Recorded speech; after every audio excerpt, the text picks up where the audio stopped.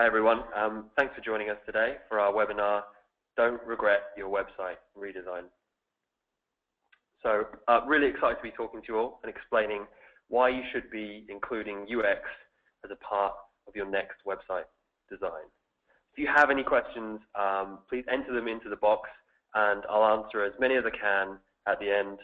It's also worth noting that we'll be sending out the slides in a follow-up email tomorrow.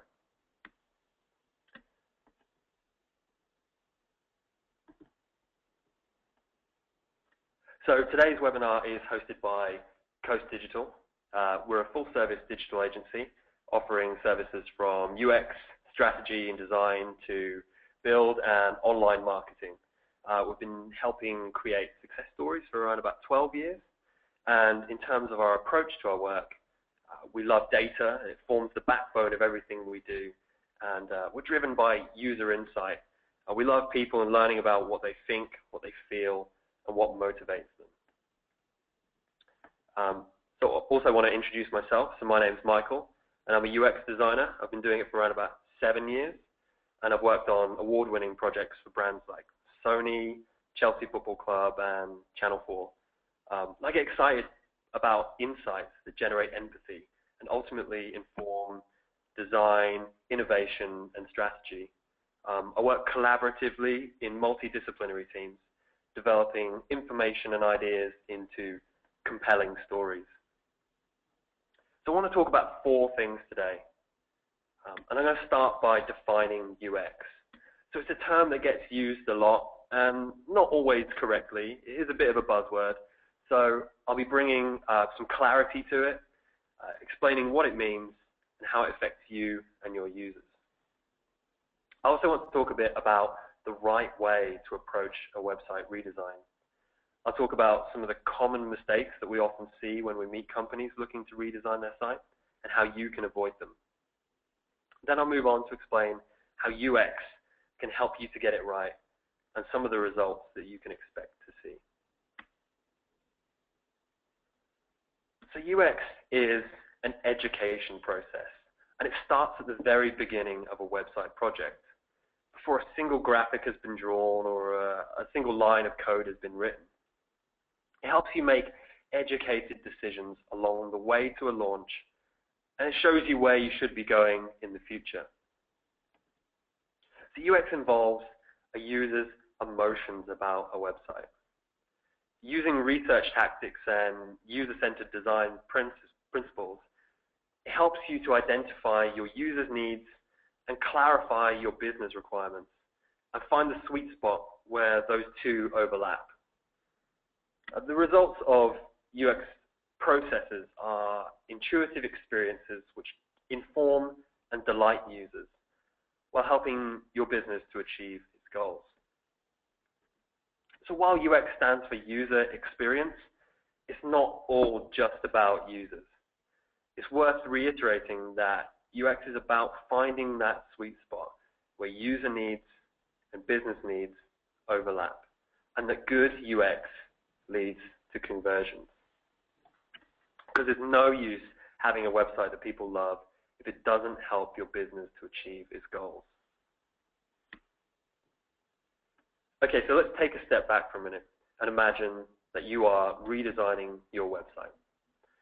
So maybe you're going through a rebrand, or you're moving to a new CMS. Maybe your current website is looking a bit dated or just isn't performing as well as you'd hoped. And if that's true, then you're a bit like these lovely people. Now they're planning a new website and they've called a meeting to get started. And it's exciting, right? So they've had ideas building up for a while about what the next site should do, how it should look. And they've seen their competitors launch some shiny new sites, and they've been a bit jealous. So they've got analytics reports, and so they know which pages get the most traffic and which ones aren't performing very well. So the meeting starts, and they start planning out their website. And they plan out their website on some of these things. So what their competitors are doing plays a large part. We've all seen it happen. Competitor change can cause companies to hit the panic button and make knee-jerk decisions. And some of the guys in the meeting have really strong opinions about how their website should be, and they're going to fight hard to get their way. And maybe some of the other decisions are based on the way that things have always been done. So these guys have been in business for a long time, they do things a certain way, and they want to stick to what they know. So I've got to tell you at this point, you don't want to be like these guys. If you take one thing away from today's webinar, I hope it's that this is not the way to plan a website. These guys are doomed to fail before they've even started because their inputs basically amount to guesswork. And we meet clients like this all the time.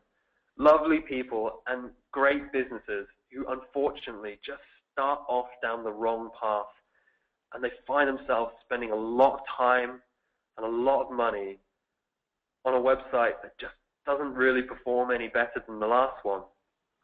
Companies who are on their third website in 5 years or fifth website in 9 years, trying something different each time and hoping that the next one hits the mark. But it shouldn't be this way. Your website is too expensive and too important to get wrong. You need a website that will last you 10 years, not 2 years, or one that you can make small, iterative improvements to. So at this point, you might be thinking to yourself, no, look, Michael, we're not guessing. We know exactly what we're doing. We've gone through our analytics thoroughly, and we know exactly which areas of the site we need to improve. And that's great, because analytics are fantastic. They can help you identify traffic, goals, basic information about your users, and the kind of actions that they're performing on your website. So analytics are an essential part of decision making.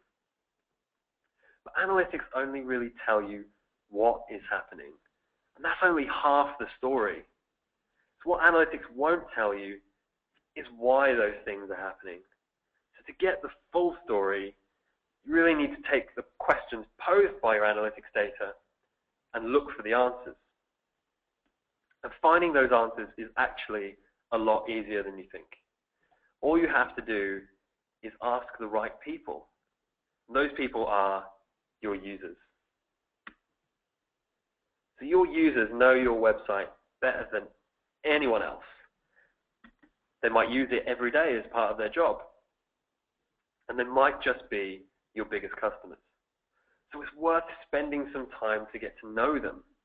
They hold the raw data that you need to make a successful website. I just want to say that again. Your users hold the raw data that you need to make a successful website. So go out and learn about them. Find out what they think, what they feel, and what they need. And then we can start to replace some of those negative internal inputs that we spoke about earlier with some user-focused, positive inputs. And it's not just me that preaches this. So Braden Kovitz, who is a senior product designer at Google, recently said in the New York Times, UX forms the foundation of intuitive designs, indispensable products, and successful companies. So what are you waiting for? Go and listen to your customers. And he's right. But remember, UX is not just all about the users. It's about the overlap of user needs and business needs. So UX needs to research both. So at Coast, we work with businesses of varying sizes, and we always find there's so much to learn. Businesses will often be spread across multiple offices in the UK, Europe, and beyond. And different teams and different departments across these locations all have their own insights into the respective areas of the business. So it's really important that we capture all of that data. And it's fascinating when we report back because we often discover really useful information that can be used beyond the scope of just the website. Okay, so we've talked a little bit about what UX is and why you should be doing it. But how do we actually go about it? So I'll start by saying there's no silver bullet. Every business is different, every website is different, and every set of users is different. UX is a series of tactics, techniques, and approaches and not a formalized, linear, one-size-fits-all process. But that said, there are proven techniques, and I've picked up some of the most well-known, and I've organized them into 3 categories. So the first one that I want to talk about is quite an obvious one, research. So we want to learn as much as we can really quickly, and so we can dive into really easy methods of feedback like telephone interviews and surveys. So phone interviews with users are great because they give us qualitative data, and surveys allow us to gather really large amounts of good quantitative data. Now, one of the questions that we often get is, how do you get your users? How do you find the users to speak to? And quite often, the answer is to go where the users are. So for this, we can set up workshops and labs to find out what users think and feel. If your business has a customer support department, then this is, again, like a great source of data. So these guys spend all day talking to your users about their issues. So it's great to speak to them, and often we'll sit in on calls and experience them firsthand. So the next category is visualization.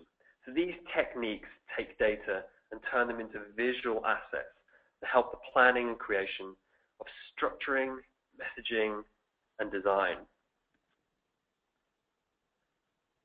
So personas are great for organizing user data into patterns. When we speak to users, we'll start to see patterns emerge, and then we can use those when we start planning out sitemaps. And sitemaps are great because they help us to visualize user journeys. And when it comes to the design side, we create wireframes to help us lay out content and page designs. If we're designing for multiple devices, then we might create responsive HTML prototypes that users can click on and interact with. Which leads me nicely onto the third category, which is testing. So testing is a crucial part of UX. We make decisions based on research and evidence, but we're not the users. So we can apply best practices, use the right design patterns, and do all the necessary research. We don't truly know how people will react until we test what we've got with them. And our motto is test early, test often. So similar to the research phase, we can go out and set up labs and workshops, or we can set up in Starbucks for the afternoon and do some guerrilla testing. Now these are really quick and easy ways to test, but they're not necessarily going to be in the places where the user will actually use your site. So we can go a step further and actually do contextual research. And this is where we visit people in their homes or their office, the places that they normally use your site. And this allows us to learn even more about their needs and their behavior, and whether environmental factors play a part.